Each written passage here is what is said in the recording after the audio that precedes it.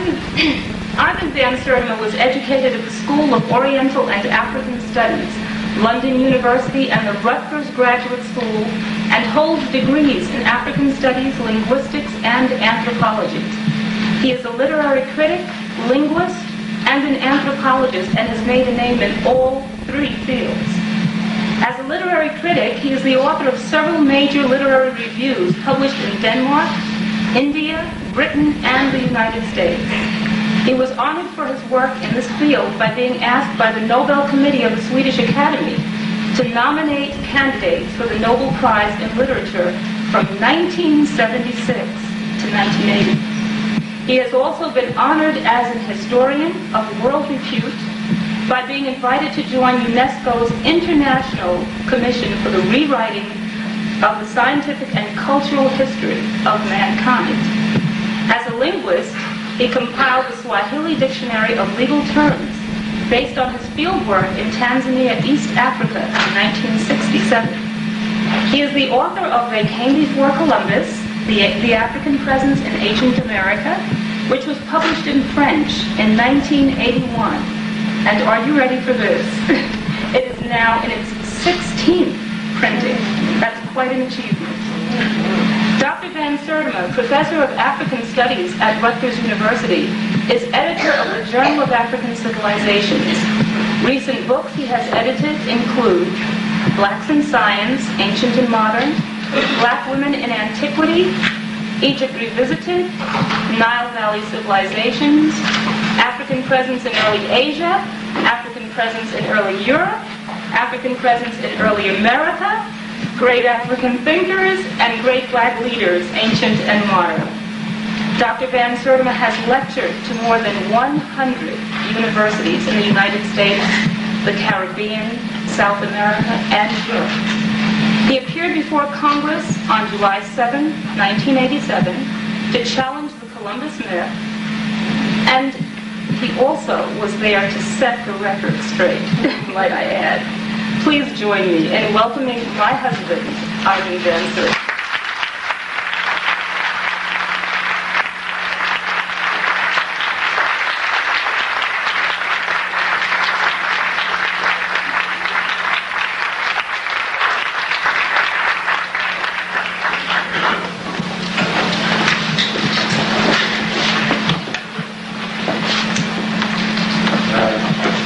I'm a little overawed by that introduction. I've heard that before, but I want to dedicate this lecture naturally to my wife and to my son.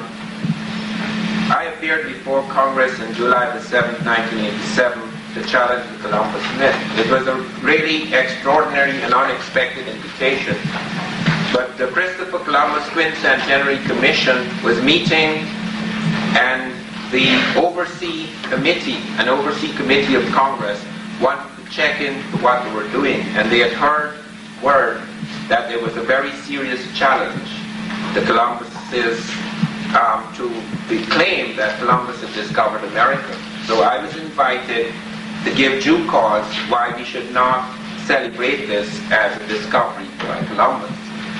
I pointed out to Congress that I'm not the first person to suggest that Columbus was not the first person to come to the New World and visit the Native Americans. Columbus was the first person to suggest it. He actually said in the journal of his second voyage, Columbus, by the way, made 4 voyages in this direction, and he actually said when he was on his second voyage and when he was in Haiti, which was then called Hispaniola, he said that when he was there, the Native Americans came to him and told him that black-skinned people had come in boats, in large boats from the south and southeast, trading in gold-tipped metal spears. Now, note this. Note how the evidence builds up. People have accused me at times of being ahistorical, but by that they mean that it is not possible, and I have not found it possible, and no one can find it really possible, to reconstruct the early history of America and early history of Africa in the way we reconstruct it in Europe. Europe, in spite of its great tribal wars, has had the enormous advantage of having an archival continuity. That is, you can go to the libraries in Europe and you can track back hundreds of years of history in detail. You cannot do that in Africa, and you cannot do that in America. The reason is not the lack of books. Please do not misunderstand that. The Native Americans had thousands of books. We only have about half a dozen survivals of books in America. We have the Popol Vuh, the Bible of the Quiche Maya. We have the Codex Dresden, the Codex Madrid, the Codex Troana, the Codex Natal, the Codex this and that, the Titulo Coyoy. And the reason why we only have those fragments is because of the deliberate, systematic destruction of books in America. There were 3 massive, systematic destruction of books in America. Bishop Landon, the Yucatan, said, "Burn them all. They are works of the devil." That is the reason why we have so little surviving. These are not people without books. The same thing is true of Africa. Africa has as many writing systems as Europe. Europe has very few writing systems. Take the words, "They came before Columbus." They came before Columbus. Those are Anglo-Saxon songs. The script is not English. English has no script. That's Roman. The French have no script. It's Roman. The Spanish have no script. It's Roman. The Germans have no script. It's Roman. Only a few European tribes had writing systems. The Greek, the Roman, the Russian, there's the Cyrillic alphabet in Russia. There are 1 or 2 other scripts like the Phoenician script, which is half and half. According to the Book of Balimut, it has half a foot in Africa. The Celtic script, no, the Phoenician script has half a foot in Egypt. The Celtic script has half a foot in Africa, Egypt is also in Africa, but I'm talking about Africa outside of Egypt, where you find the Celtic Ogham, where you find it even in southern Africa. It has been found carved on some of the stones in southern Africa. Africa has just as many scripts. Africa has the Mande script. You can go back to Utmurtetek, 3200 BC, and find African writing on the Saharan rocks. You have the Mande script. At Utmurtetek, you have the Akan script, both a drum script and a written script. You have the Faka script, which is found in Suriname even to this day, the only script that traveled to America with Africans. You have the Meroitic script, which they're trying to crack at UNESCO.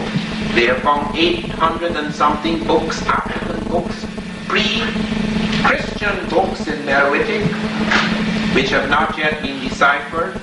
And then there is the Bai script, which is a modern variant of the Mande. And then there is the hieroglyphic script, which is proven to be pre-Egyptian. It is developed among Africans on the edge of the Sudan in a place called Kustal before it's moved up and developed further in Egypt. So it's not a matter of lack of writing, but you have massive destruction of African books as well. You have the destruction of books in the Library of Alexandria. When Bishop Theodosius ordered the fire to be put to the Library of Alexandria, we only have fragments. We still have medical books, 10 medical books surviving from Africa. Earlier than any medical books in the world, we still have mathematical papyri surviving from Africa, earlier than any in the world. We still have thousands of inscriptions by ancient Africans in the hieroglyphic script. And we have the destruction of libraries, the Timbuktu, which is razed to the ground twice. We've now found manuscripts under the ground, preserved in dry earth, which we're trying to recover. And then there's the destruction of the Moorish libraries when Africans and Arabs and some of the Jews and even some of the Europeans used the Arabic script when it was the language of Arabic was the language of science during the Moorish period. And you have the massive destruction again of books, 84,000 manuscripts destroyed in Granada. That is the reason why we have to go to all of these disciplines in order to reconstruct the history of America. So it's not an historical method, it's the only historical methodology that we can.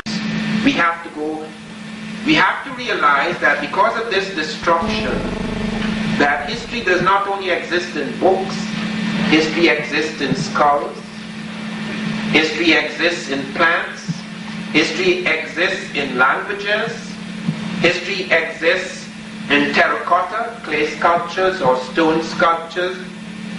History exists in all of these things. Every artifact, every ritual, every language, all of these things are links. It's like a detective story. This is one of the most extraordinary and exciting things about the reconstruction of the history of the New World and of Africa.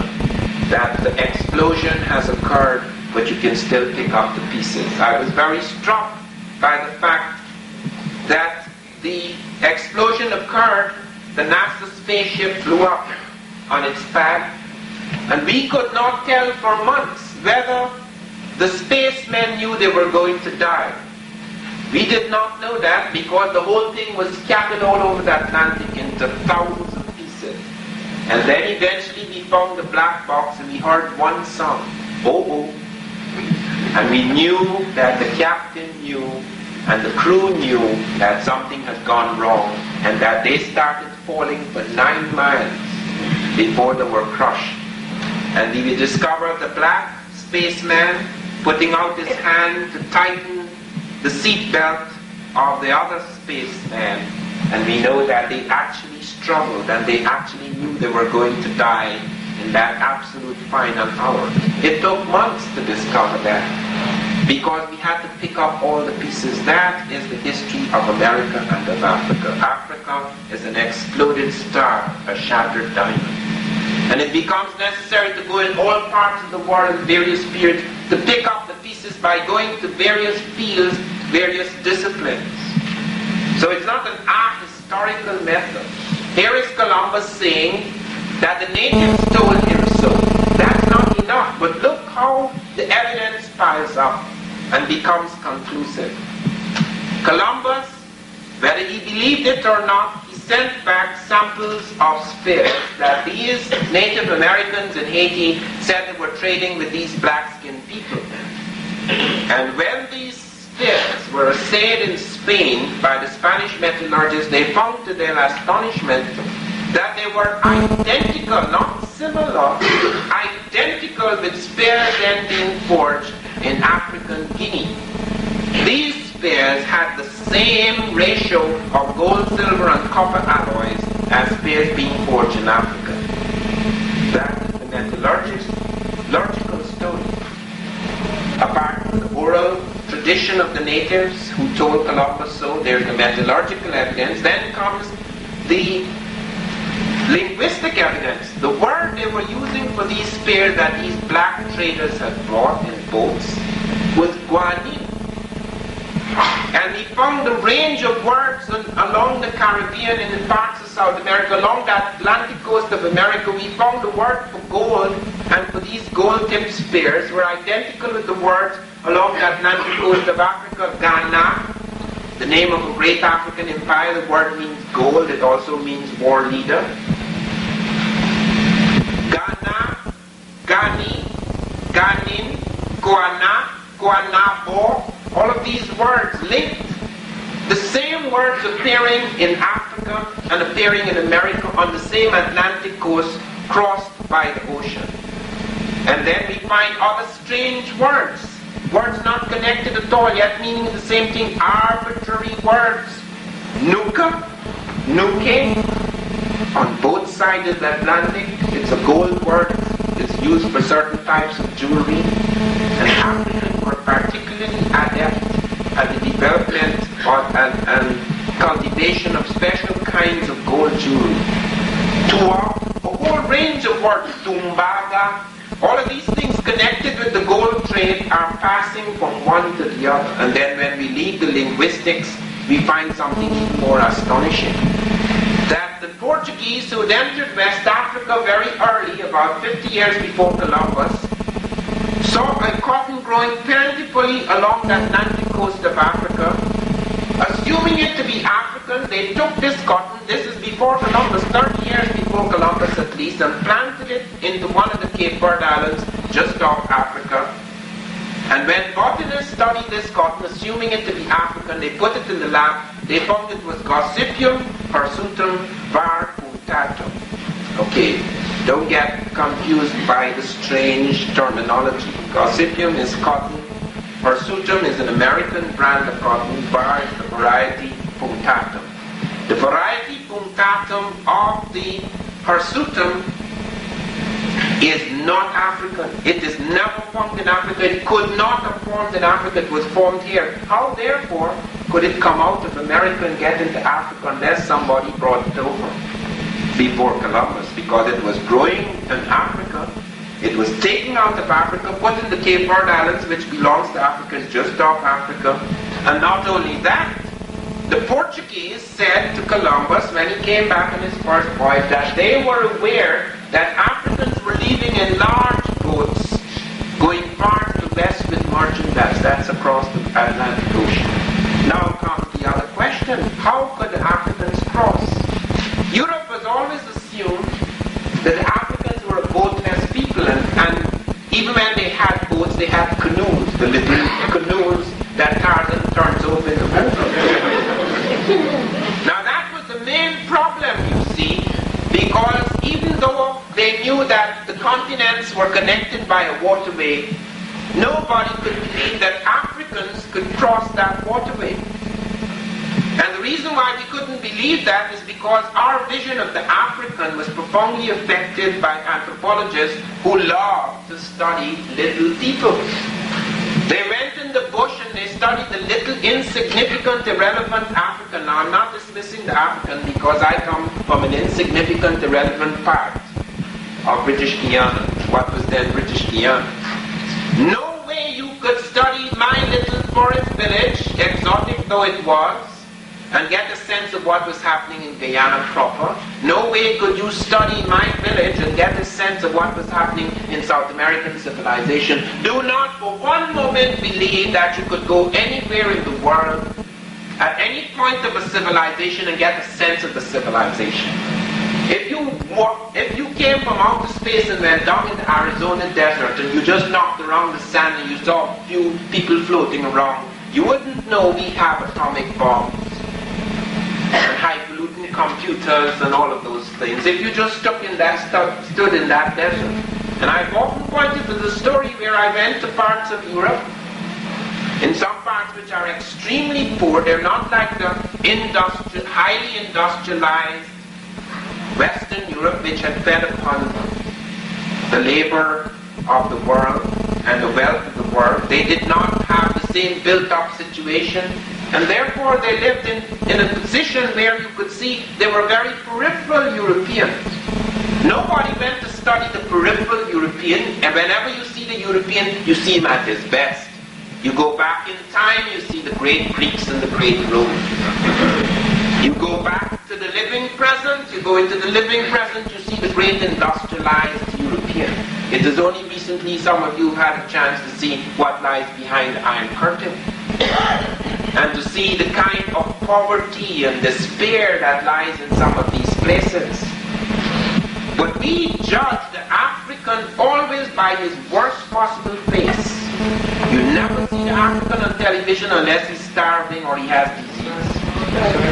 You never see a parliament. Have you ever seen an African parliament? When I left London University and I went to the Dar es Salaam University, I could not believe my eyes.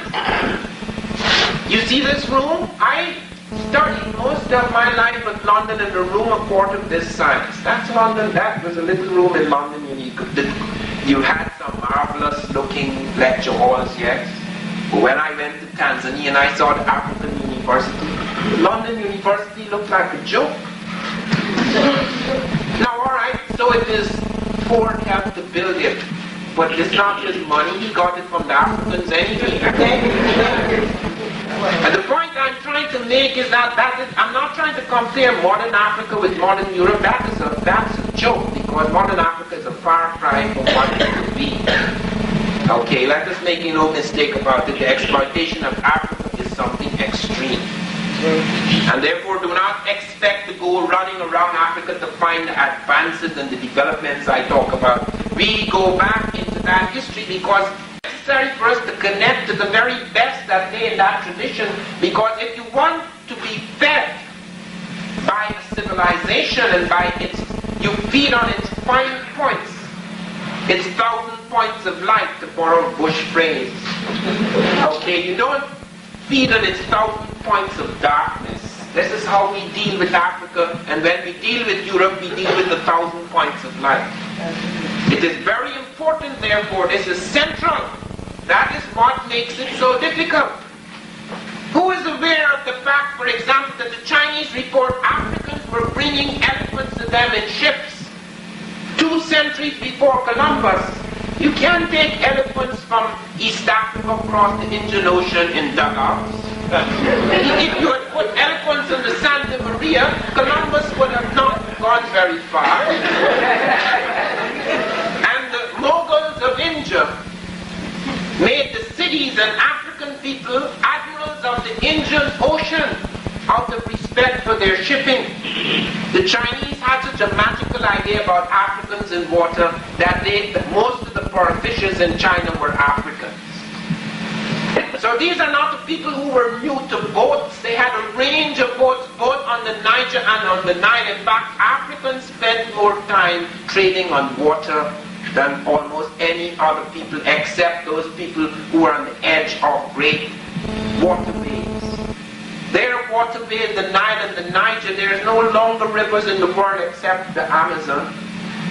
So how could these people be ignorant about boats? We have found all sorts of boats on the Niger and the Nile. We found things like the catamaran of the Pacific, though it's sturdier than the catamaran of the Pacific, the jointed dugouts. We have found power canoes in Africa, 48 men on board, 24 rowing, 24 resting, that could go from Puerto Rico to Venezuela in one day.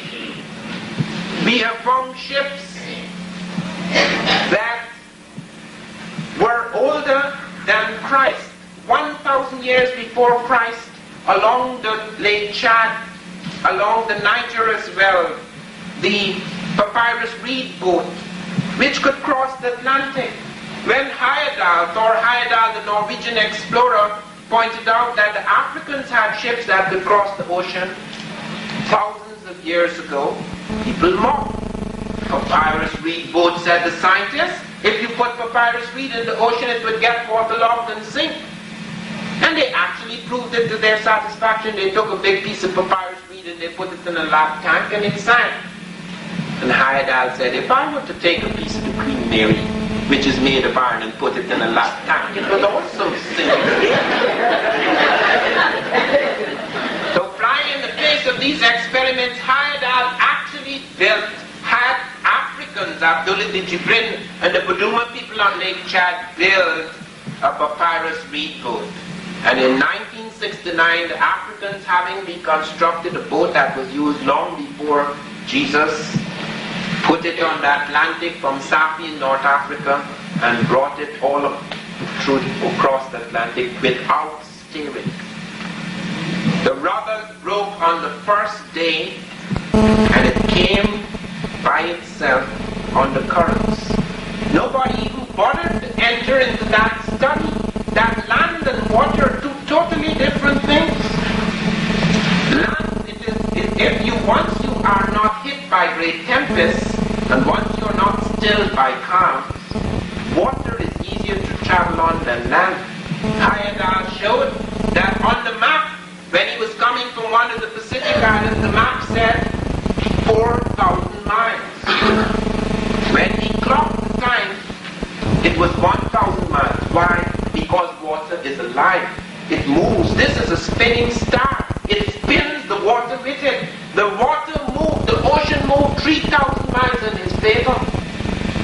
When he tried to get back, the ocean moved 3,000 miles against him. It took 7,000 miles to get back, 1,000 miles to come forward. You're really dealing with different phenomena.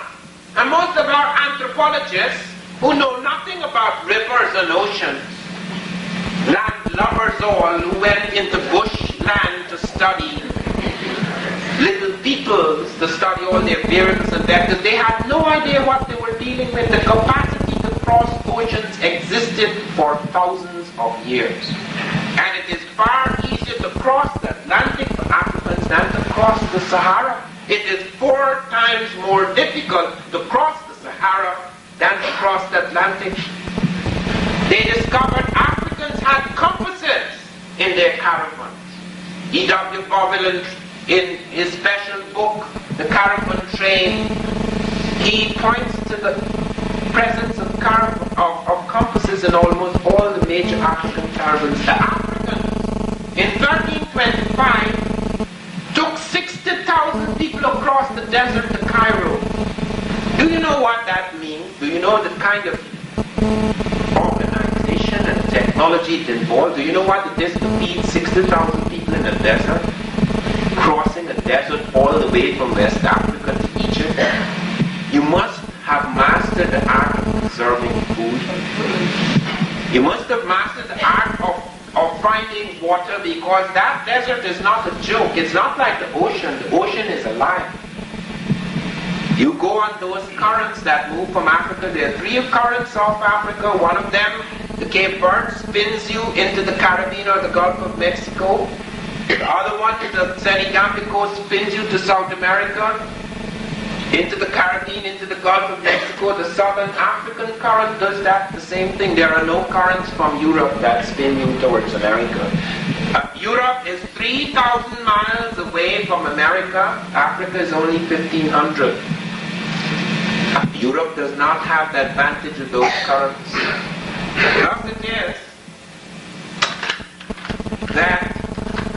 Thus it is that not only was it possible for Africans to cross, but several times, even by accident.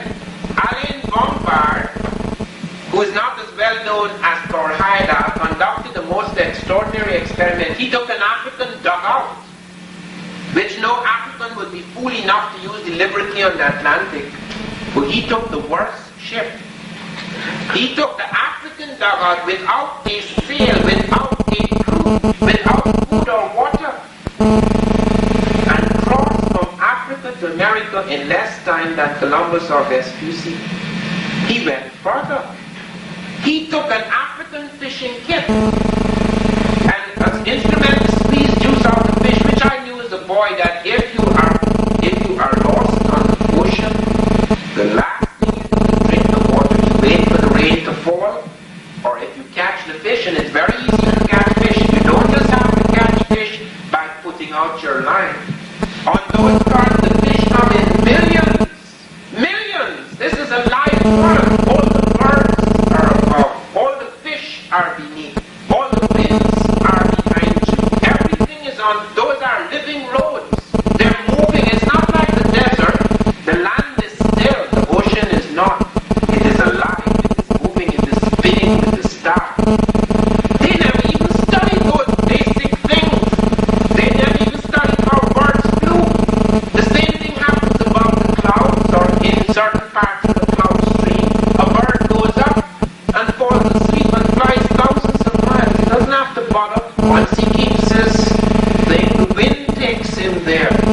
Just like on the ocean, the wind blows the ship till it is caught in the current, and in the wind stream, it goes by itself.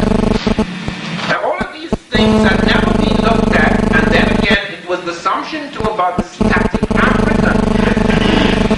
The African never moved. Like as I pointed out when I was doing the came before Columbus, I kept up correspondence with the South African. I never told him I was black, because it might have interfered with communication. My name is Van Sertima. It sounds Afrikaans. It's a Dutch name. I was, my ancestors were slaves of the Dutch, because the Dutch once owned Guyana, and the first governor of Guyana was Van Sertima. So I'm Van Sertima's slave, but I didn't have to tell him that. So we had a very nice correspondence. And he was a very brilliant South African of Witwatersrand University. He discovered something very unusual.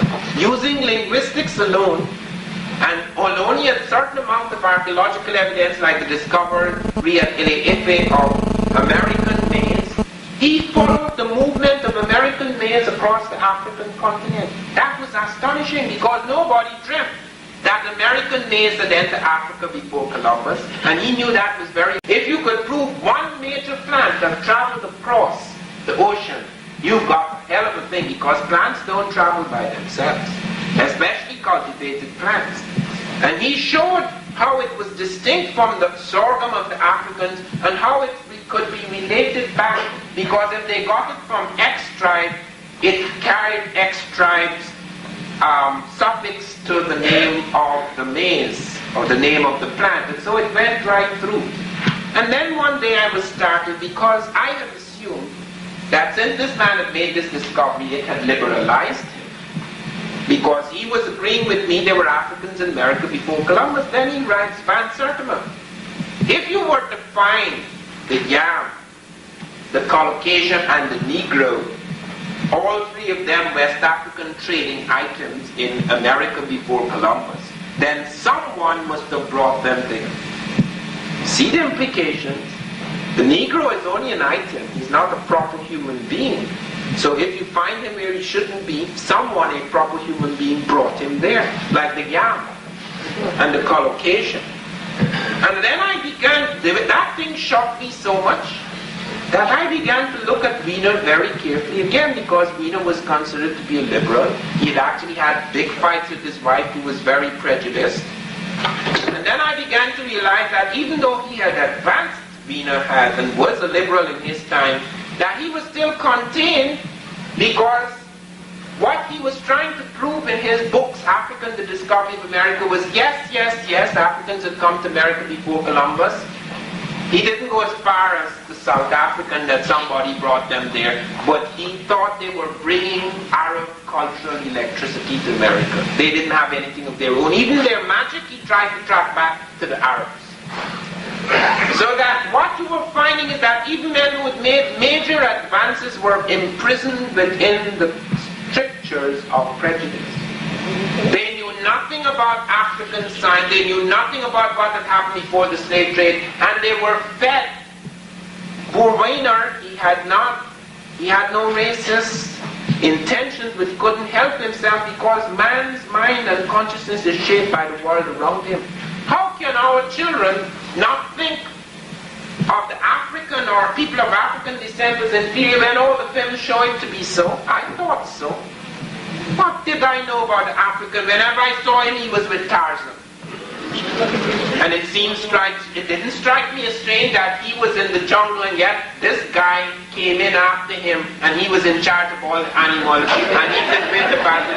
It didn't strike me as strange. It always seemed to make sense, because he wasn't supposed to do anything but to be grateful that the white Tarmangani arrived on the scene.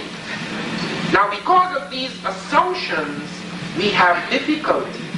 So that even when the discoveries are made, you cannot relate, because you have to shift. Something has to shift inside. That is the reason why when I finished They Came Before Columbus, I realized that there is no way that you could discover something or reconstruct something and make a whole world believe it, because the world would have to reconstruct itself. Therefore, you have to get at something else. That is why I started the journal, because I realized that we have got to reconceive the African ancestor before we can understand. Even when we have new facts, we have to have a different vision to understand how those facts fit in. Because here is the linguistic evidence, here is the metallurgical evidence, here is the oceanographic evidence, here is the navigational evidence, here is the oral tradition, here is the metallurgical and botanical evidence, and yet it doesn't make sense to them. It's always riddles, because you find the metallurgist never heard of the linguist never heard of the botanist never heard of the oceanographer, so it's all a mystery to them. Wherever I tracked it down in whatever discipline, even when they discovered things, they didn't know how to knit it up, because it didn't make sense. It was a riddle. They found, for example, something more astonishing in plants. They found that an American cotton, Gossypium hirsutum and Gossypium barbadense, those are the two major strands of cultivated cottons in America. When they put it in the lab, they found of 26 chromosomes, 13 were African. This is American cotton, ancient American cotton. Not all that ancient, going back, say, about 2,000 years before Christ. And they could not understand, how could this happen? How could you have an African, half this thing is African and half is American, which is what was even worse. The African thing was cultivated, the American thing was wild. How could they intermarry and interfuse so many thousands of years ago? So they said perhaps it floated from Africa by itself. Okay, see, ones are just like my good friend Professor Jeffries. He's dead now, so perhaps I could mention his name. Of Witwatersrand University. If you find African hair, somebody floated him over. If you find his cotton hair, it came by itself.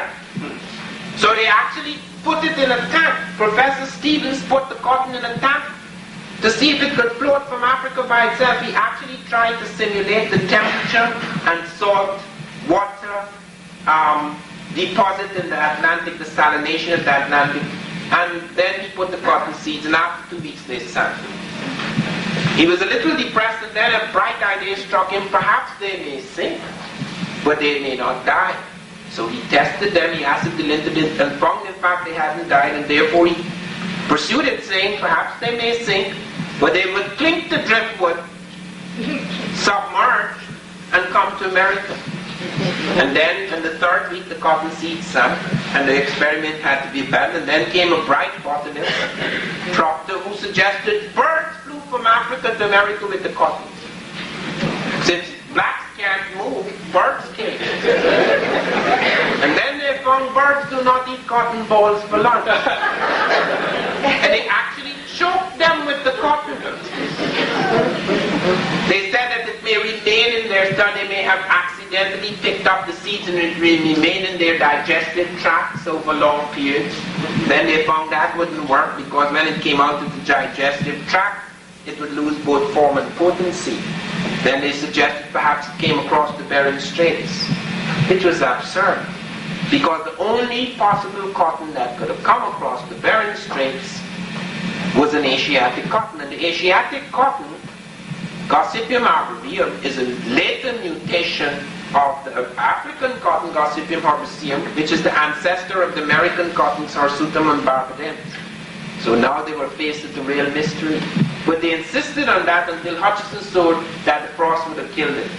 Then it was abandoned, it was a riddle, it was a mystery. Because it involved the movement of African types, and since African types were seen in a certain context, you could not proceed any further. So I'm trying to show you that prejudice has made it difficult to build a scientific history. And the assumption too that unless it's written down, that it doesn't exist, and that when it is written down, that's it. When in fact the people who are writing it down have no idea of what they're doing, except they're making it so. You look at the Smithsonian. The Smithsonian now has an exhibit in Washington, D.C., in which they show all the early people to be white. Now, all the discoveries show that that's not impossible, that men are not, there are no inferior, superior races, but that the black figure born in Africa had to be born black because of the intensity of the sun and the ultraviolet radiation, etc. Yet they present him as pink, because they can't jump. Okay, it's impossible to make that jump. Now you see, that imprisoning element in prejudice imprisons the people who are the objects of the prejudice. It also imprisons the people who project the prejudice.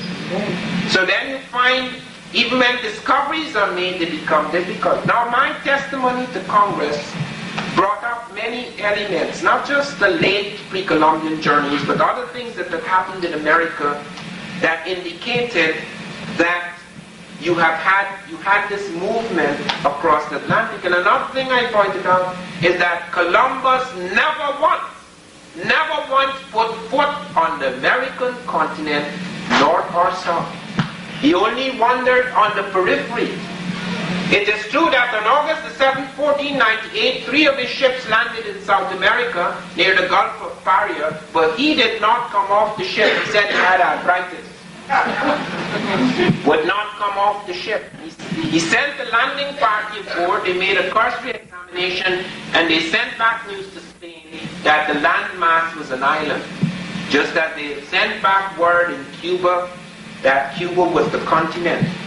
And Columbus, I believe, was deliberately doing this. But I found a letter he had written to Louis Santander, the Chancellor of Aragon, 6 months before he wrote King Ferdinand, saying that I am certain that Cuba is an island because the people who have lived there for centuries have told me so. So that even though his little ships could not circumnavigate Cuba, which is very large, for little Columbus's Santa Maria, nevertheless he knew that was not the continent. But why was he doing this? Because Columbus was cheating all the way. First of all, he had a bright idea which wasn't his. The Moors knew that, the Egyptians knew that the world was wrong, and Columbus said, why are you wasting all this time going all around Africa in order to get to India, or going to the difficult Mediterranean with all the hostile Muslims, etc., to get to India? Marco Polo had fired the imagination of Europe with all the talk of the spices and treasures of the Indies. So everybody was fighting to get to India. The Portuguese were going all the way around the difficult Cape in order to get up into the Indian Ocean. And then Columbus comes along and says, since the world is wrong, you could go far to the west and end up in the east. Wasn't his idea, but that is correct. What the poor fella didn't know is that you would need an airplane to do it. Because if you move far to the west, you would meet another landmass. So when Columbus eventually convinced after, and this is the one remarkable thing about him, his persistence, his commitment to a certain dream, so that even though he was snubbed in the Portuguese court, he went to the Spanish, and eventually persuaded them to help him, and they financed the fleet, and he came through. And he set out, he struck out for the latitude of Japan, hoping to land in India. And when he came and he found these poor little islands, not the rich lands of Cathay that Marco Polo had spoken of, Columbus couldn't go back home and says, I'm sorry, wasted your money, sorry, didn't find India. No, sir. He then set out on a deliberate scheme of deception. He sent his notary, Fernando Pires de Luna, among the ships and made every man sign a document that they had come to the coast of Asia. They were just off the coast of Asia. And he threatened his men. If there were officers, they would be fined 500 maravedis. And if there were common sailors, they would be given 100 lashes and have their tongues cut out, if later they were to say they weren't off the coast of Asia. So Columbus knew he couldn't go back home with that. That's why this place was called India. It wasn't called America. That's why we still calling the Americans Indians. That's why we call the Caribbean the West Indies. This was the India he found in the West. Okay. Now, this great dream and this great myth brought people in great numbers coming across the seas. Then is when Europe made advances that put it ahead of the world. Because nobody before, because Europe had to come in great numbers here to dream of gold and new lands, etc. Because Europe was suffering deeply. Europe is not an extremely large body of land. Many of its peasants were in great straits. Europeans suffered deeply. Just like other peoples, they had the tremendous population pressure in small lands. They needed to expand. And here was an opportunity so that even though gold was not found in the quantities in which they thought they would find it, and there were all these myths, it drew people here. And it is when they started to come across the seas in numbers that they started to develop new innovations among ships. And then, of course, the slave trade then halted the burgeoning technologies in Africa. It is very important to note, however, that the Industrial Revolution was not simply made possible by European genius and its expansion. It was made possible partly through the genius of other people. The Industrial Revolution is not simply a result of European genius, because there are so many elements that came into Europe just before the Renaissance. Europe had fallen into a dark age. After the glory of Greece and Rome had faded, Europe was struck by something worse than AIDS, the Black Death. AIDS had not yet reached the proportion which it kills 50% of our population, but it practically did that in certain parts of Europe. Cholera was rife, and there were some parts where just like how you take out garbage, in the morning they were taking out bodies. And then came invasions. Invasions by Arabs and Africans. The Moorish invasions. The Muslims established 4 dynasties in the heart of Europe, in the Iberian Peninsula, up into Sicily, into Portugal, into Spain, and a small part of France. And many things were brought into Europe which now just passes as though it was all European. Windmills for the first time, crankshafts, worm and pinion gears operated hydraulically, algebra, that's not European in origin. Everything that could be translated from the ancient and medieval world out of Egypt, out of Persia, out of Timbuktu, out of Sankore, out of the Arab world, out of India, out of China, was brought into the courts of Morocco, in Africa, and in the courts of Spain and Portugal. Everything that could be translated was translated into Arabic, and that became the language of science. They brought strawberries for the first time into Europe. They brought lemon, they brought ginger.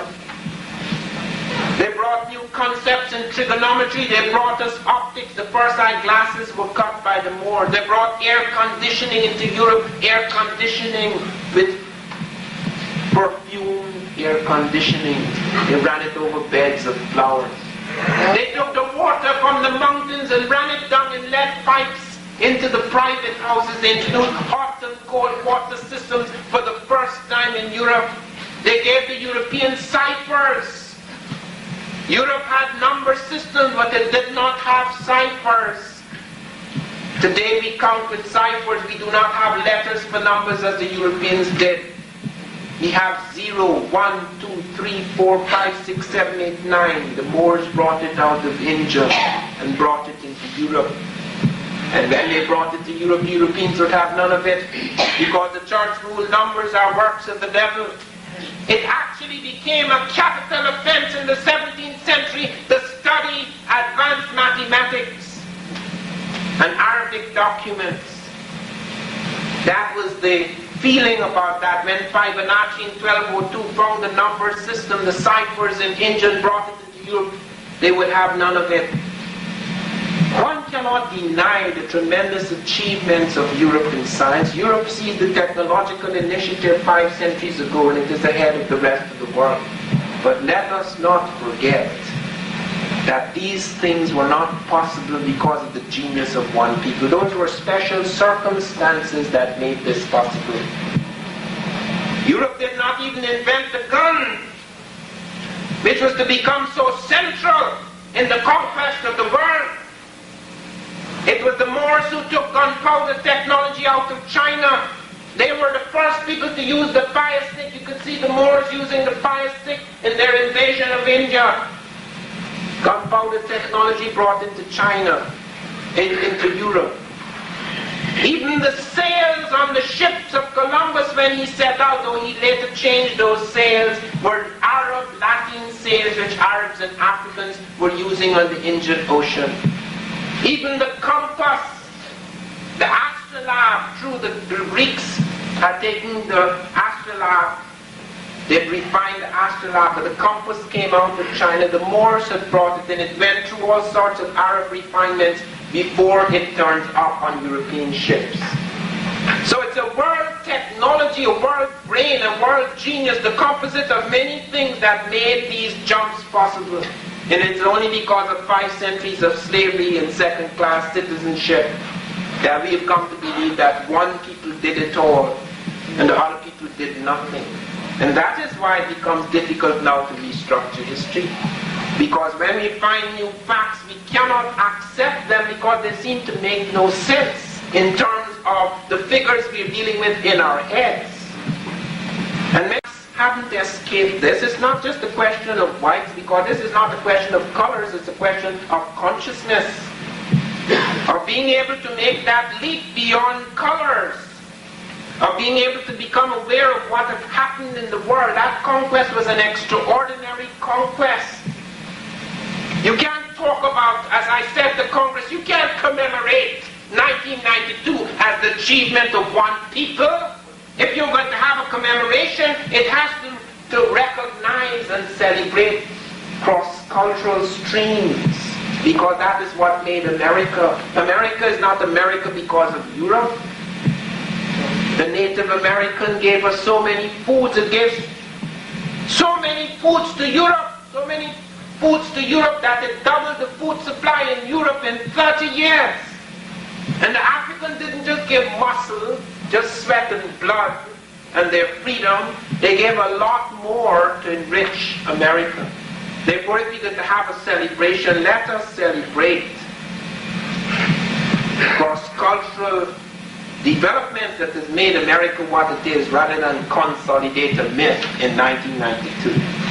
Well, after my testimony, the chairman of the Congressional Overseas Committee urged the Christopher Columbus Quincentenary Commission not to refer in future to this as a discovery, but merely as a contact, as an exploration. And of course, that annoyed them very much. One of the members of the Christopher Columbus Commission rushed out and told the New York Times, even if Columbus was not the first to come to the New World, he was the first to go back and give a press conference. And at least that's some kind of a modification, isn't it? Now, it is not just in the late pre-Columbian period that we have evidence of connections. Most important is the connection that occurred long, long before Columbus was a twinkle. And that connection occurred even before Christ, not just before Columbus, and it occurred in the most critical period of American history. Let us deal with that. What evidence do we have for this? Now, in 1858, some Mexican peasants in a village called Tres Zapotes discovered a large stone head. I wonder if you could throw the lights now, because you need to see some of these things.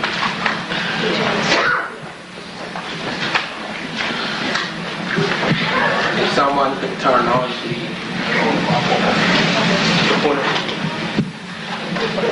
okay, sorry.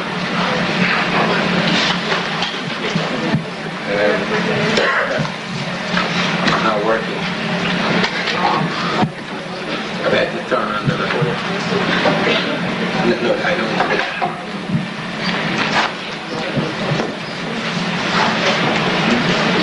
Okay, okay.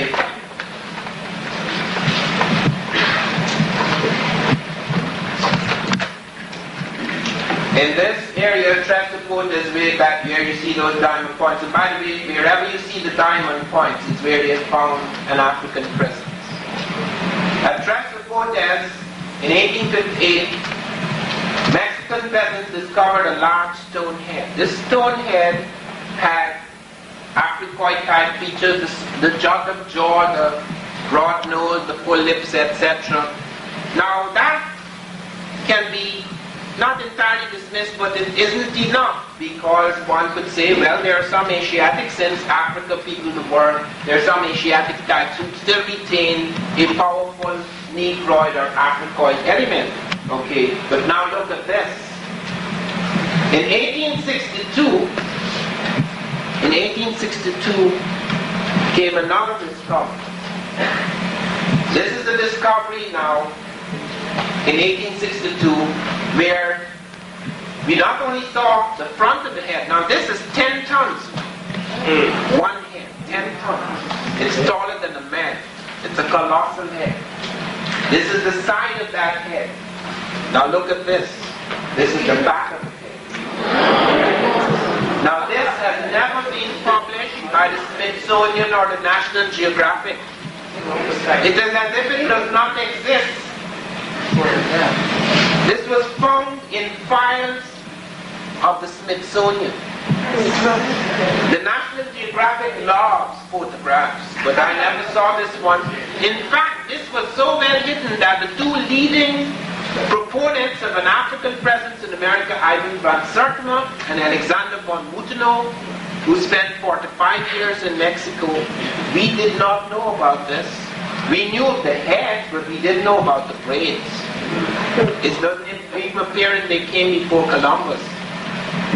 You cannot imagine how many things are hidden and put aside because they are embarrassing. Why did Michael Coe, who wrote Ancient Mexico, knows all about these heads, never published this photograph? Why didn't the National Geographic? Because there is no head found in American sculpture that has the 7-braided hairstyle. That is found in Egypt, it is found in Nubia, it is found in parts of Western Africa, it's not found in Mexico.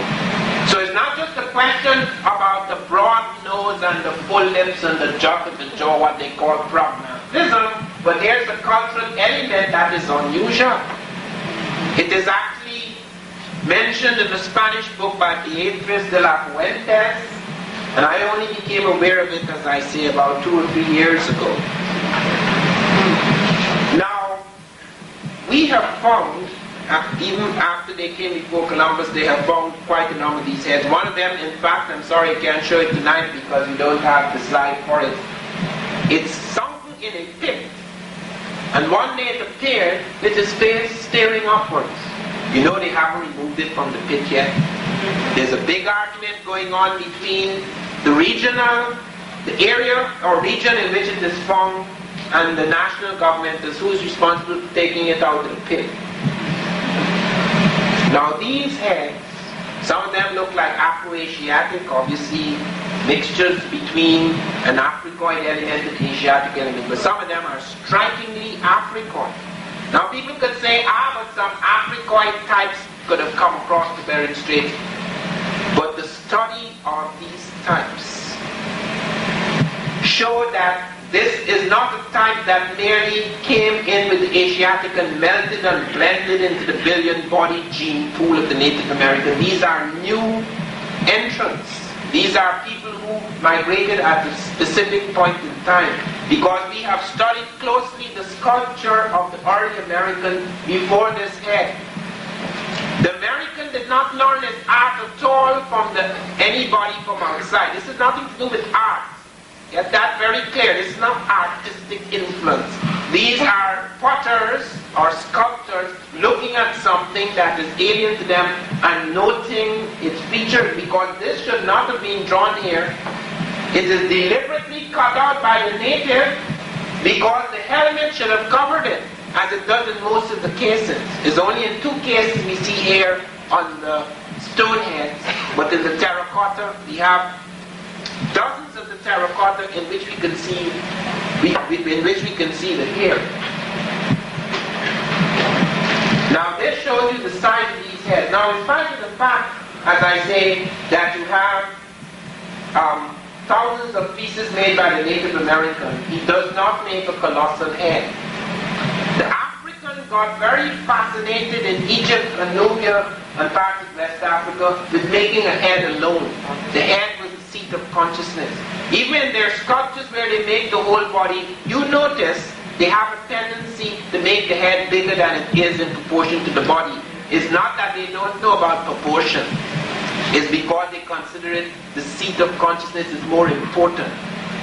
And this colossal head, 10 feet high,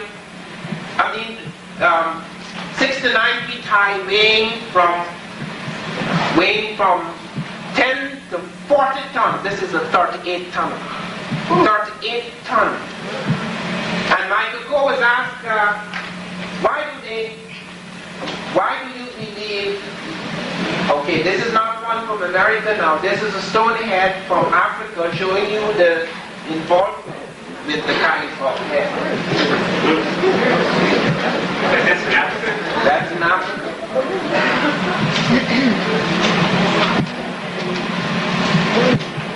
These are a series of the various parts of America.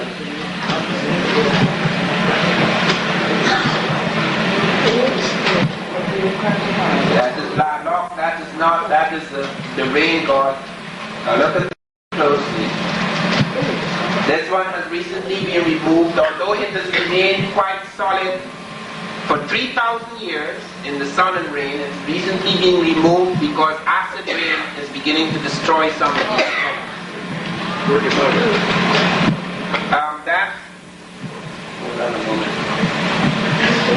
That is Tresophotes. Okay, this is a Nubian sheep, so we can make a comparison. Here it is again. Now that doesn't appear in Michael Coo though these heads are avoided. Now here you can see the hair style. This is supposed to be a Native American Indian. Okay. Now this puzzles people because this is before Christ. We have found the first sequence of these heads, even though they're found in 1938, 1939, the first sequence appears at a place called La Venta. They found rooted on a wooden platform. The wood has been carbon dated because you can't carbon date this stone. So if it is found standing by itself, you can know it's very old, but you can't be sure of its age. But in the case, we were extremely lucky that in 1938, they found 4 of these stone heads rooted in the wood. 1939, rather, the expedition set out in 38. In 1939, they found 4 of these stone heads rooted in the wood in a ceremonial platform. And they were able to carbon date the platform at La Venta, which turned out to be the capital of the Olmec world. It gave a reading 948 to 680 BC. It's 814 plus or minus 134 BC. Which is between 948 to 680 years before Christ. It is an Olmec civilization. Now we go back because sculpture in America goes back thousands of years, but none of them weigh 10 to 40 tons and are so colossal they're taller than men. Just the head alone, just a head alone. Now, no people spend so much time on the head, colossal heads, as Africans. You find that with the Sphinx. You find that with heads at Tanis in the Egyptian Delta. You find it in many places where the head is given this incredible significance. You can find thousands of little beautiful pieces made by the Native Americans, but none of them making these colossal heads who suddenly start coming. And then what is very unusual, these heads are found about 60 or 80 miles away from the stone out of which they are made. And it cannot be crossed. They cannot cross the land to bring it there because there's a vast gorge. So unless they levitate, they can't take it across the gorge, which means they have to bring it down the river. Now that is not a joke, because if you're using little rafts or dugouts, you can't bring that down the river. In fact, the Japanese attempted to do just that in Egypt in 1978. They were humbled because they'd seen all these barges, bringing the Egyptians bringing these incredible things down in the barges. When the Japanese tried to put it on the barges capsized. We now know that those are no little barges, that the barge of Hatshepsut is 500 tons heavier than the ship used by Lord Nelson in the Battle of Trafalgar. The Japanese had to use steamboats in order to bring those things down. And in some cases, some of these heads, like Lalok, moved by the Americans across parts of Mexico, the bridge broke. The cranes broke. We found out when we were trying to move things from Nubia, when the Aswan Dam finished by the Russians with the sweep over parts of Nubia, we rushed down there to move some of those monuments, and the cranes broke. So that it involved a different kind of technology. I'm not saying that that technology was an advance of ours. People concentrate on certain things, and sometimes they make leaps in certain areas that we do not make again for a long time. The movement of these things baffles us. And we have found, according to Heiser, that there were identical methods of heavy transport in America as in Egypt. And that there is no precedence for it. There are no long stages where they're making these colossal heads and moving them. Suddenly in one place they suddenly appear. And then they begin to appear in related areas at La Venta, at San Lorenzo, at Presapotes.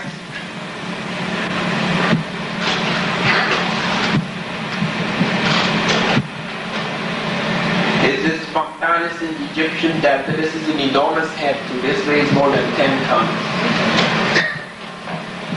And this is a reconstruction, imaginative reconstruction by von Huttenot. This was one of the Sudanese kings, pharaohs of the 25th dynasty, the end of the dating equation, and these are some of the stone heads from America around him.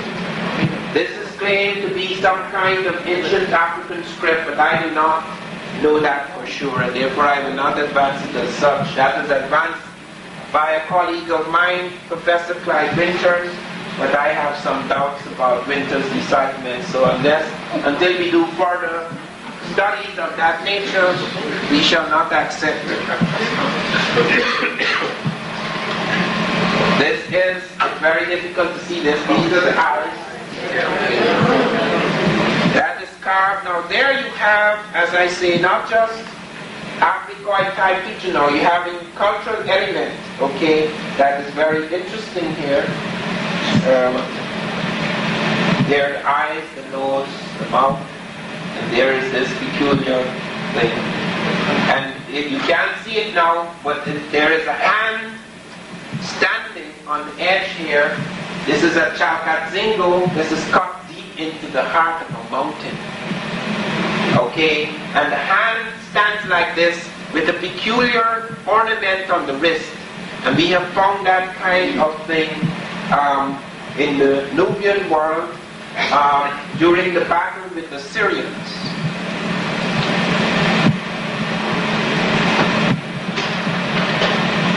Now here come the terracottas. When the Science Digest did a story of me, which was very sympathetic in 1981, and they asked Michael Coe, who was the author of Ancient Mexico, why do you dispute Van Sertima's claim that some of those stone heads are African, some are Afro-Asiatic as a result of mixing with women in the Olmec world? And he says, no, the reason why those stone heads have broad noses and full lips is because the tools were blunt. Now here come the terracottas. Now here are many, many dozens of this type of head now, where you could see clearly the texture of hair, because sometimes you can't tell from the facial features, because as I say, you can't have that odd Asiatic element occasionally, which has the Africoid prognatism and the broad nose, etc. Here now you find the terracotta, which may not be as photographically realistic, but here the effort to show the texture of hair very different from the straight mongoloid type of hair of the Native American. You can see it there. I held this in my hand. This is thousands of years old. This is before Christ. This is in the Olmec civilization. The Olmec, by the way, are the first major civilization in America, not the first culture. Okay, please make a note. There are cultures going back many, many hundreds of years in America before this. I'm talking about civilization, where you have a complex which stretches over a great number of tribes and places. It occupies and focuses over the great area, and it has certain distinctive elements. This is a woman from Xochipala in the Olmec world. There she is again. Now here is the jaguar, which is Olmec. It is very native.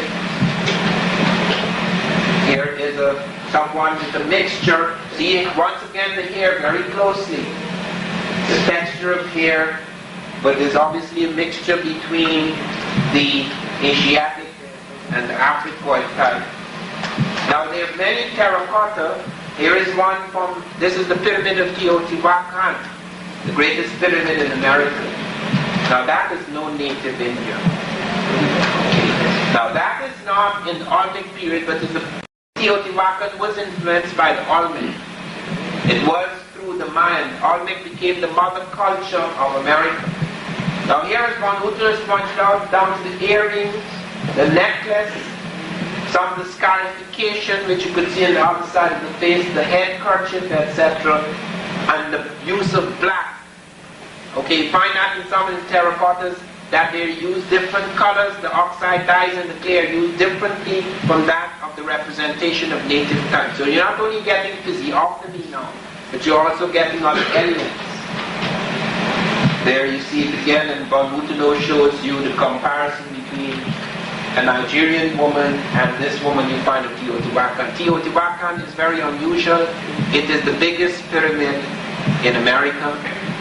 It has the same base as the Great Pyramid of Egypt. It is out by 1 meter, and they're allowing the meter now for forcing the reconstruction. It has movable capstones like the Egyptian pyramid, and they found that it wasn't just a step pyramid as people try to claim here that would merely use this temple. They found skeletons.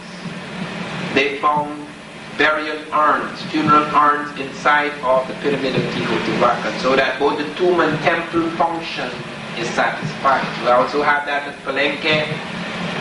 I was with 48 Americans at Palenque some years ago in 1984. I don't make those trips anymore, but I took 100 people to see some of these sites, so they could see it firsthand. We went to the Tomb Temple Pyramid at Palenque, and we had a remarkable guide, a Mayan, who would actually help to dig it out. And he came and he listened to my lecture about the Egyptians and so forth and so on. And he came up to me and says, I knew that for a long time. You haven't seen anything yet. There are 400 temples in this area. We have only dug up 2. And he said, would you come during the night with me? And I said, this is against Mexican law and I'm a foreigner. He said, don't worry, I know everything. I even know the police. Okay, but we didn't have time. But we will go back someday to check that out. But he brought us into the chamber. We went far down underground. We had an unfortunate incident that day because I had told all the people who were coming with me, you have to really exercise before you come on a trip like this, okay? Because you have to climb up pyramids and you have to go far below the ground in tombs. And we went far below the ground, and one of us fainted because the air is stifling. In fact, the first people who entered that tomb died because they have, like the Egyptians, they have traps. So that when you open up the stone, some peculiar thing comes out. It's either you get some snake bite. I don't believe that because the snake couldn't have survived that long. But there are certain things they plant there that kills the archaeologists. And we've had terrifying incidents of that in Egypt and in Mexico. Anyway, we went far down in there, and then we saw this incredible tomb with all these strange markings. You want to know how on earth could they take this thing? This thing is so heavy. I'm sure it's heavier than this room. And it's put right into its niche. And it has all of these incredible inscriptions. And when you come down the steps, you must know how hard it is just to take a camcorder down the steps, much less to take something like that and put it into its perfect niche. Now, that is just one of the tomb temple things, because people have argued that there is no connection between the two. They've argued, for example, when I was attacked by the New York Times, my attacker said that in Egypt, the pyramids are tombs, here they're temples. That is a lie. They have found very few bodies in pyramids. They find the bodies buried elsewhere. They find great sarcophagi, but when they open it, they rarely find the mummies. But even when they do, in the few cases that they do, you can show that there's a temple adjoining the pyramid, so that the tomb-temple function is not separated. And then the business about how in America it's all steps, whereas in Egypt it's all conical, that is not true. They began by building step pyramids, and we've x-rayed the pyramids and found steps inside. So even when they built the conical, many of them retained the steps in order to get the ratio of run to rise more easily. So those distinctions are invalid. But there's not only the terracotta. This is found in Mexico before Christ. Now that is no Mexican. That is a drama from Colima. Now this is from the Mandingo period. Before we come to that, this is 200 years before Columbus in Mexico. Now you're having scarification, headdresses, as well as a unique type of physiognomy. But before we come to that, it's not just the terracotta, that is the clay sculptures and the stone heads. Professor Wierzyński, and he's borne out by Professor Davalos, as well as the Miguel Covarrubias, they found, let me concentrate on Wierzyński because this is more modern. He found when he went to the dry areas of the Olmec civilization at Tlatilco, at Serra de las Misas and Monte Alban, he found distinctive Africoid types. No mixtures here, except at Monte Alban where they're beginning to mix with the women more clearly and the Africoid element is becoming less. You find at Tlatilco 13.5% of the priest caste, the ruling caste, are African. He tells it from the nasal root, the nasal aperture, the brow ridge, the structure of the jaw, the texture of the bone. He tells it from the length where they found the extended skeletal material, the length of limb different from that of the Native American, about 1.5 feet taller than the regular Native American. All of these things coming together. And at Tlatilco, at Serra de las Misas, and finally at Monte Alban, where you have only about 4%. And you have actual evidence where you have a woman lying beside the man, buried in the same grave. It was a habit. Sometimes with kings they would be buried simultaneously. Later on, the woman, though she may die later, she would be buried beside her husband. And here is the woman, Native American type, and here is the man, African type. So you do have the survival of that type, some with mixtures, some fairly pure type, because they seem to have preserved themselves for a period of time. Now the question arises, now why on earth should they come? But nobody ever came to America, it seems to me, at first deliberately. Columbus certainly never came here deliberately, he was coming to India. This place was only changed, it was called America because of his friend Amerigo Vespucci. That's how it came to be called America. I have found letters showing their great friendship. They knew damn well what they were doing. I found a letter Columbus wrote to his son Diego Columbus. Vespucci is about to appear in court. Have him do this and do that and do this and do that, for the man would do anything for me. He said certain monies are being paid to me, but I cannot detail them in this letter. I'll detail them yonder. What money is he talking about?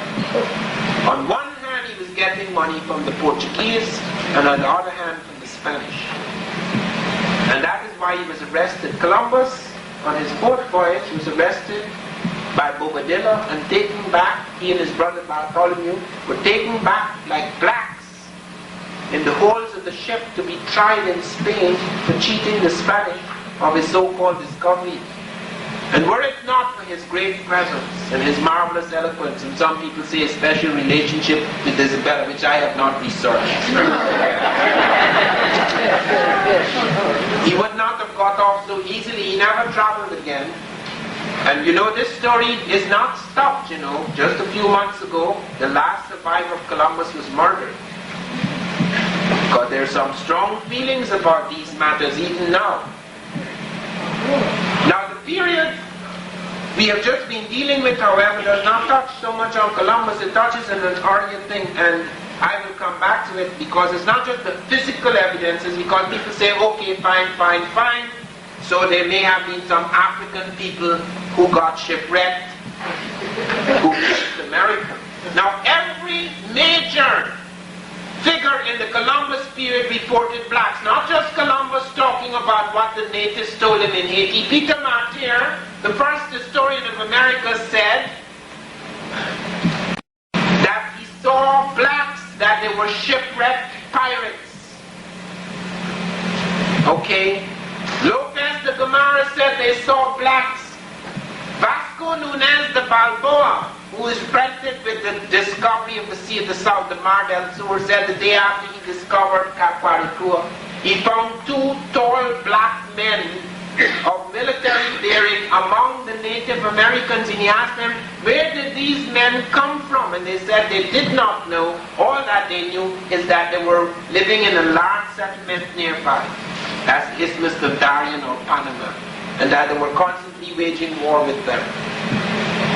And Fray Gregorio Garcia found blacks in Cartagena, Colombia. This is not in the slave trade. He said, these are the first blacks we have found in the Indies. So where are they coming from unless they had settled in certain places? Why did Martyr report it, and Columbus report it, and Vasco Nunez de Balboa report it, and Lopez de Gomara report it? It was just a fiction. So in various times, sometimes by accident, sometimes deliberately, we know of one case that was very deliberate. And that was when Abu Bakr II, a king of Mali, actually set out on an expedition. He sent an expedition which got on the edge of the Amazon. One of them came back. He said he found the river in the middle of the sea, which is the great current that takes you into South America and the Caribbean. And then he set out himself, giving up his throne, abdicating. His brother, Mansa Musa, who was to become the greatest African of his time, and who took 60,000 Mandingo to Cairo, reported it in Cairo. It's recorded in documents. He spoke to the governor of Cairo. It's all recorded of the trip made by West Africans in this direction. But in the early trips, perhaps they started as accidents at sea. Many of them are accidents at sea. Alvarez Cabral, even as late as 1500, Alvarez Cabral was leading the Portuguese fleet. 7 ships right along Africa. A storm came up and blew them from Africa to America. Said he discovered Brazil. Brazil discovered him. He didn't know where he was going. In a few days, the storm and current had taken him to the edge of South America. Now these are some of the types that we find in America. This is not easy to come on, and I can understand why these are not in books. This, strangely enough, however, should be in books, because this is actually in the Museum of Anthropology in Mexico. This is another type showing scarification. Now this is Mandingo period, 200 years before Columbus, among the Mixtecs in Mexico. This is not the native Indian. These are from monks, early monks in Mexico. This is another one. Look how beautifully this is done. You don't need the camera. These are the descendants of 17 shipwrecked Africans in the early 16th century. This is post-Columbian. But note what happened here. It's very significant in South American history. 17 shipwrecked Africans were shipwrecked off Ecuador. And every one of them became a governor of a province in Ecuador. These are their sons, wearing Spanish ornaments, wearing Indian ornaments and Spanish garments. There's a whole story about them. Now this is very unusual because one of the things that they left are scripts. They left markings Now we have a great problem in that matter, and that is why I cannot speak of it in great detail. I can speak of this in great detail because I investigated this one. Barry Fell brought out a book the same time as I did called America BC. He was very viciously attacked, and his book came out the same time as mine, so I got the blasting too from the critic Lynn Daniel. Lynn Daniel, by the way, he's dead now. So, I mean, if he were alive, it would have been nice to have a debate with him. But he was a very dishonest person, because he never came to any of the archaeological sites in America. He never studied African archaeology. He knew nothing about the two places. He, 12 years before he wrote his attack on my book and that of Barry Fell, he was writing detective novels in the manner of Ellery Queen. Because of his big name and his impeccable qualifications, he was given the task of writing the attack on me, and as my informant at the New York Times told me, when they first received the critique, they had to send it back and said, point to something specific, don't just slander them, point to something specific. That is when he brought up this nonsense about the pyramids, and he's never went inside the pyramids, he's never studied the structure of pyramids and the engineering involved, and the mathematics involved, and the construction techniques. Now Barry Fell, most of his book was built on epigraphy. Now it's a whole new movement in that I today received a very significant document, because there are many scientists who have come together in America to find out whether what Barry Fell has done is right or wrong, to dismiss those mistakes he has done, and pursue very carefully and seriously what inscriptions lie in America that are not native to the Americans. So it has now fallen in more responsible hands. I don't want to attack my good friend Barry Fell, because I followed him on this. I found this at the bottom of the Reef Bay Valley in St. John. Now how did I get into that? Because when I wrote my book, I never considered epigraphy at all, the study of ancient scripts.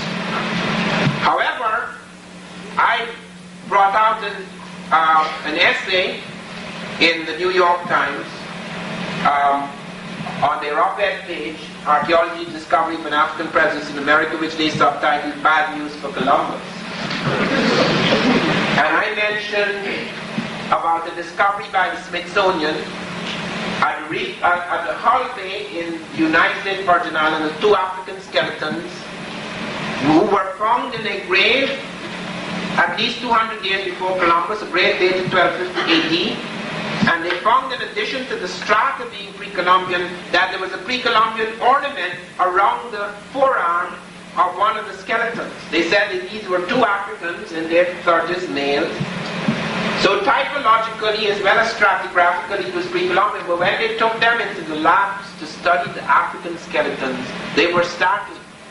Because when you die, your carbon, one of the nuclei of carbon is supposed to go down and one is supposed to remain stable, and they can tell by examining these two roughly within which time you die. When they tried to do that with the Africans, they could not. There was a disturbance. We were later to find that the disturbance was something to do with American military activities. I am not allowed to speak about that, so I was not allowed to even see the skeletons. By the time they discovered in the lab something was wrong, absolute silence, everybody was moved away from that. But I went to the Virgin Islands and discovered these markings along here. This has been deciphered. It's the Tifinagh branch of a Libyan script which was used by southern Libyans, by a cliff-dwelling people in medieval Mali, by the Tamahak Berbers, and by other blacks living in the Sahara. This was carved in this stone at the bottom of the Reef Bay Valley. They plunge in to cleanse yourself. This is water for ablution before prayers. And we have found this dot and crescent script, 7 instances of it across the United States and Mexico. This is the longest one found. This has been checked out not just by Barry Fell, whom I could not totally trust in this matter because of the problems that have arisen in epigraphy. This has been identified by the Libyan Department of Antiquities. Now I must close very quickly because we're running out of time. This is from Peru during the Moorish period.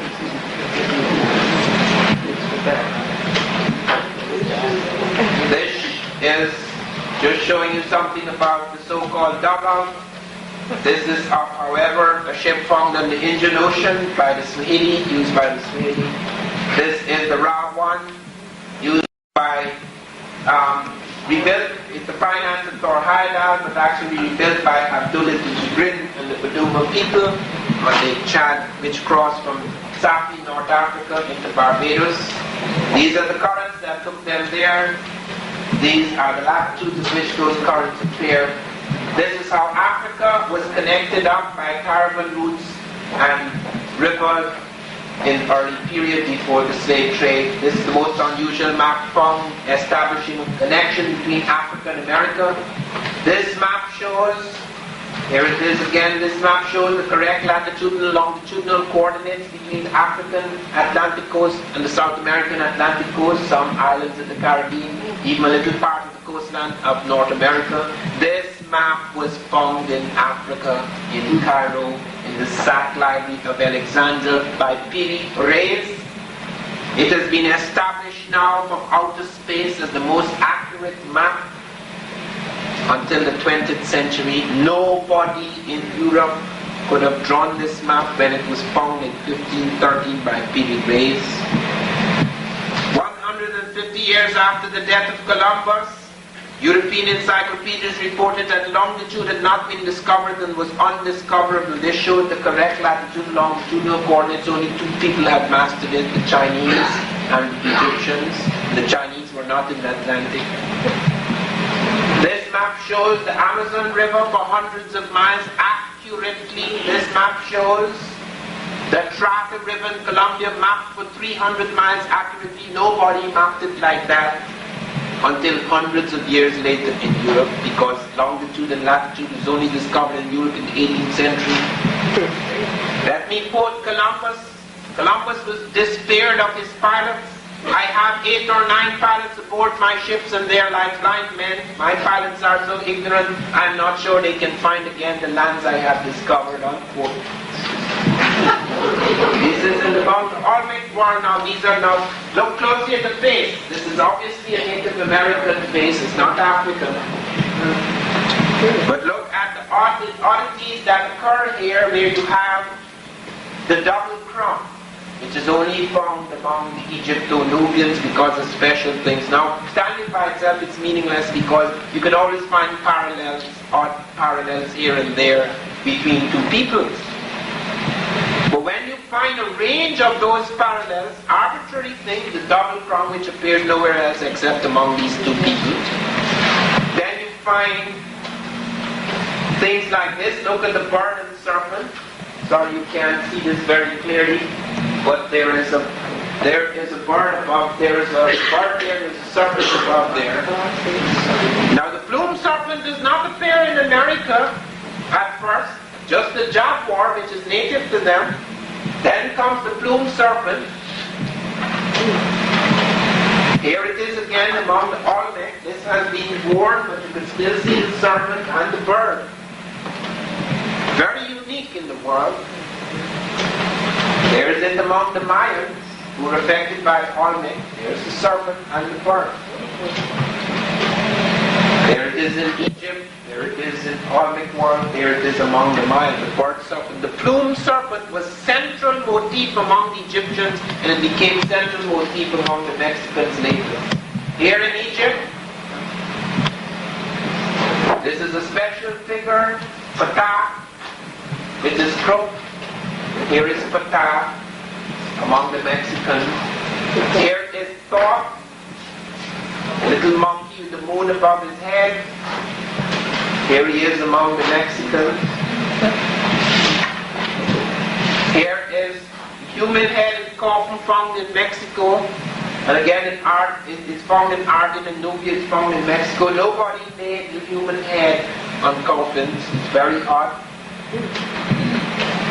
Here you found ritual opening the mouth ceremony. Here in Egypt, the snake-headed stick, the peculiar figure kneeling or sitting, something like an ant. Here it is again, the snake-headed stick. And then you see the priest. There he has this peculiar thing, the head above his head and the tail between his legs. Here you see it again. And both performing the same function. Here you find, forgive me, this is bad photography, my fault, okay? I took these pictures, okay? Please understand, I'm doing this very hurriedly, so you still see my paper clips. But the point I'm trying to prove here is a God, and these two gods are pouring cross streams or libations of him, just like you see in that picture with the cross streams, and they're performing the same function. There are lots of rituals like that found in both places. Here at Atlantis, holding up the world, this is at Potrero Nuevo. Here you see the four signs, that the four hieroglyphs of the sky that you find in Egypt. Here you find it too, showing that there were four, and that there are two here, but they represent the four. Here is a peculiar thing. Now note this. Nobody has these hand-shaped spoons and this peculiar thing that is used here. Now, the name is the same. Copal in Mexico, Kupi in the Egyptian world, and they having the same function, the hand-shaped bowl. And here is the very first pyramid to appear in America. At La Venta, on those slabs you see there is where the first stone heads appear. Right on these slabs. Here is the first step pyramid in America. Here's the first two pyramids, all appearing in the first place for the first time. Here are the first stone heads. 1, 2, 3, 4. Here is the first step pyramid. Here is the first true pyramid, all appearing in the same place, and all appearing on a north-south axis. Nothing else. No ceremonial center was ever built in America on a north-south axis. The north-south axis is only used in Africa for building pyramids. And suddenly it appears full-blown. This is what survives of it, because it was made of clay, 3.5 million cubic feet in volume. It took 18,000 men, 1 million man-hours to construct. And I think we'll close there. These are the books and tapes. Thank you very much.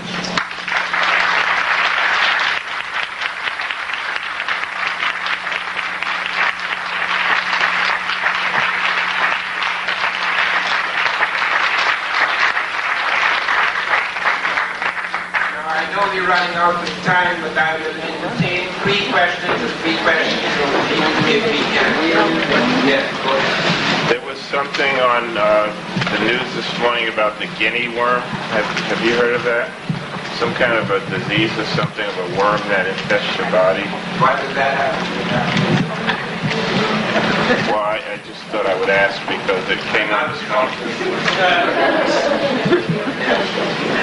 Can you give a brief discourse on Go ahead. Can you give a brief discourse on the habitation of the South Pacific? What?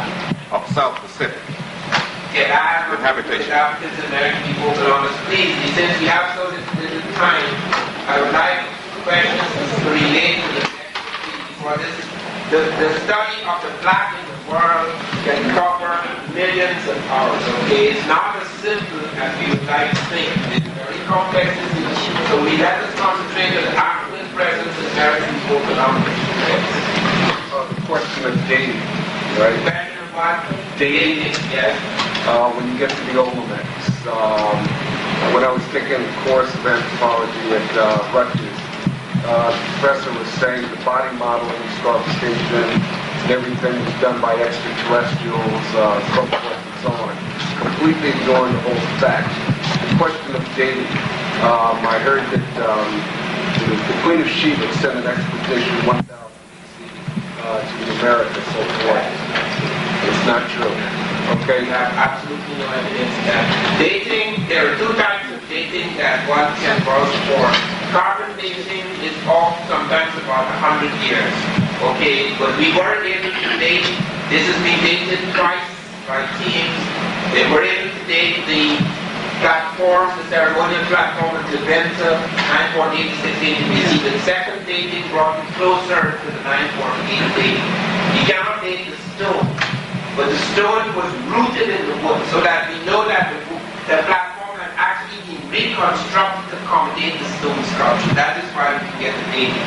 Then there's another dating for terracotta. Von Muteno and I, we each put $1,000 in order to take one disputed piece to be tested by thermoluminescence dating, and it came within the very period we were talking about. A piece that was clearly Africoid terracotta, Africoid features, and people disputed it to say, yes, it was merely found on the site, but it couldn't be of that date. It's not pre-Columbian or pre-Christian. So we went and we paid for it, and it was tested.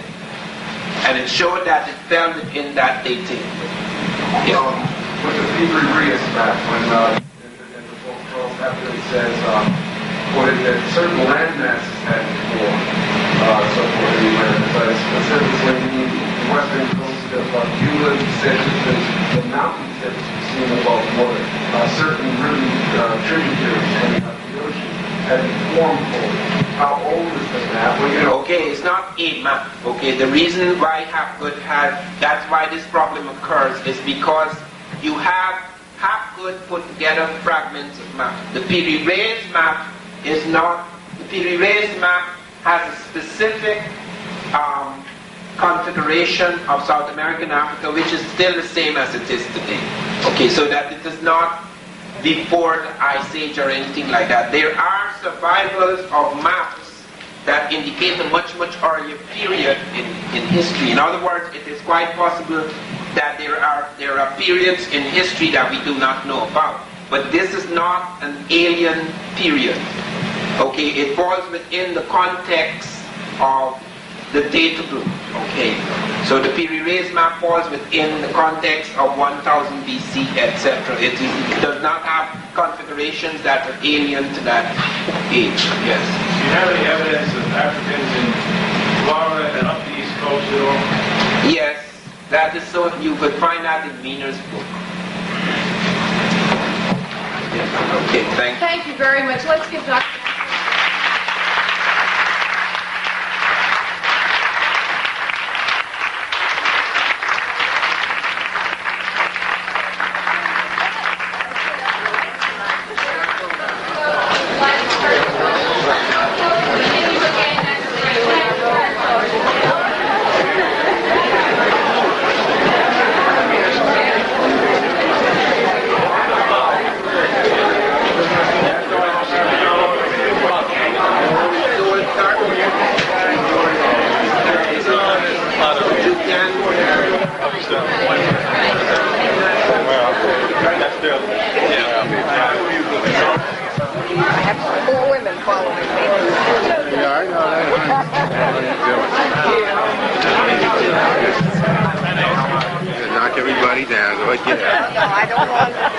We have more than 4 women following us. We got a lot of